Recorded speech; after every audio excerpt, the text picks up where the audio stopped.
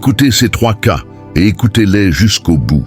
Ça peut vous aider ou aider quelqu'un dans votre entourage. Quand tu étais enfant, il est arrivé un homme qui se croyait supérieur. Il est entré dans ta maison et il a détruit ce qui faisait ta vie. Il a insulté, frappé ta mère, blessé ton père, prononcé des mots qui ont marqué ton cœur et ton corps. Ces images ont grandi en toi comme des braises. Tu as porté la honte et la colère comme une armure. Tu as juré que, le jour venu, tu rendrais justice. Les années passent. Tu t'es entraîné. Tu as travaillé ton corps, ton esprit. La rancœur t'a façonné. Mais au fil du temps, quelque chose a changé. La force brute a laissé place à la réflexion. Tu es devenu mature. Tu sais maintenant que la force sans raison peut être une erreur, mais la raison sans courage peut être une trahison. Et voilà qu'un matin, on te donne le choix. Face à l'homme qui a blessé ta famille, que fais-tu? 3 chemins s'imposent. Premier cas, la revanche directe. Tu choisis la violence, tu le frappes comme il t'a frappé, tu lui rends la monnaie de sa pièce. La colère s'apaise un instant, l'orgueil crie victoire. Mais très vite, tu vois l'autre visage de ton acte. Cet homme a des proches, des enfants, une compagne, des parents qui ignorent l'histoire. Ta revanche n'efface pas le passé, elle en crée un nouveau.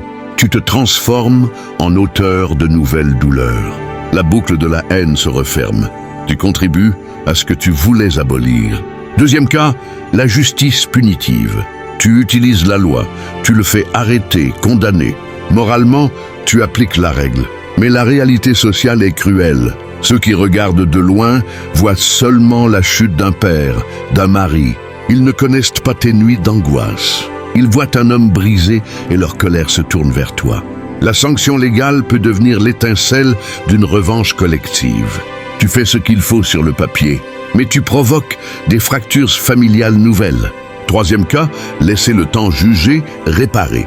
Et tu refuses l'action immédiate. Tu laisses la justice faire son œuvre, tu travailles la réparation. Vérité, reconnaissance, réparation symbolique et concrète, médiation. Ce chemin est long, exigeant et mal compris. Ta famille risque de te traiter de lâche. On t'accusera d'avoir épargné l'ennemi. Mais c'est ici que ta maturité prend sens. Tu refuses d'ajouter de la violence à la violence. Tu protèges les innocents.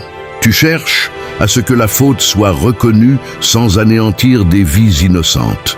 Tu veux casser le cycle, pas le perpétuer. Conclusion. La première route te donne une victoire creuse. La deuxième, une justice qui peut semer d'autres haines. La troisième exige patience, coût social et courage. Mais elle a la force de transformer durablement ce qui a été brisé. Être fort, ce n'est pas simplement rendre coup pour coup. C'est savoir porter la douleur sans la transmettre. Quel chemin choisis-tu quand la revanche te tend la main? Quel héritage veux-tu laisser à ceux qui viennent après toi?